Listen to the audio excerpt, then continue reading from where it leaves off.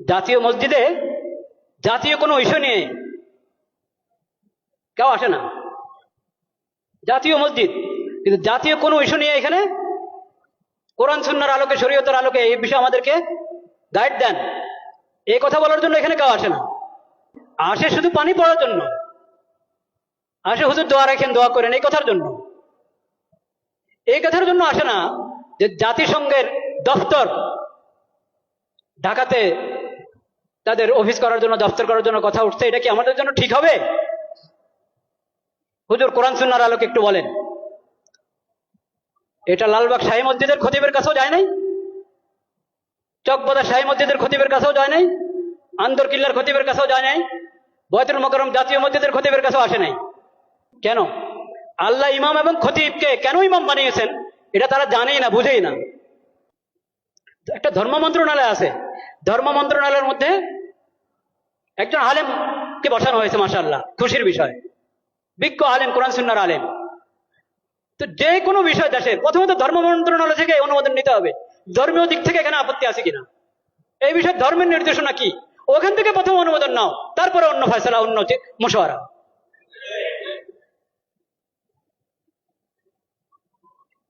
লজ্জা মরে যাওয়া উচিত বাংলাদেশিদের, যে তাদের কাছে কোরআন হাদিস থাকতে, নবীজির সিরত থাকতে, তাদেরকে মানবতা শিখাতে আসতে পশ্চিম দেশ থেকে।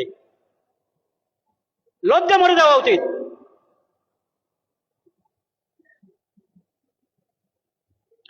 আমরা আল্লাহকে সাক্ষী রাখছি, আমরা এসব অপকর্মের সঙ্গে বিলকুল আমরা সম্পর্কযুক্ত না। আল্লাহ সাক্ষী, আমরা এই ধরনের সমস্ত কর্মকাণ্ড থেকে সম্পর্কহীন। কাকে এখানে পাঠাবে জাতিসংঘের পক্ষ থেকে? আবাসিক সমন্বয়কারী। ওই আবাসিক সমন্বয়কারী কি জানেন?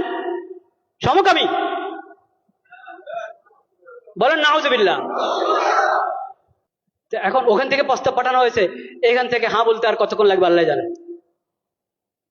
যদি বিবেক থাকে, যদি বর্তমান সরকার ভালোই তো করছিল, অনেক কাজ তো ভালোই করছিল, সুন্দর করছিল, এই শেষ সময় যদি নিজের ইজ্জত রেখে যেতে চায়, তাহলে তাদেরকে এই দপ্তর এর ফয়সালা উদ্রোহ করতে হবে, এবং এই ধরনের এই বিকৃত মস্তিষ্ক লোকদেরকে, বেহায়া বেলাদা লোকদেরকে এই দেশে আসার অনুমতি দেওয়া থেকে বিরত থাকতে হবে। শেষ সময় নির্বাচনের ঘোষণা করে এখন নিজের ইজ্জত নষ্ট করবেন আপনারা? এইসব হারাম কাজ অন্তর্বর্তীকালীন সরকার করক তাও হারাম, নির্বাচিত সরকার করক তাও হারাম,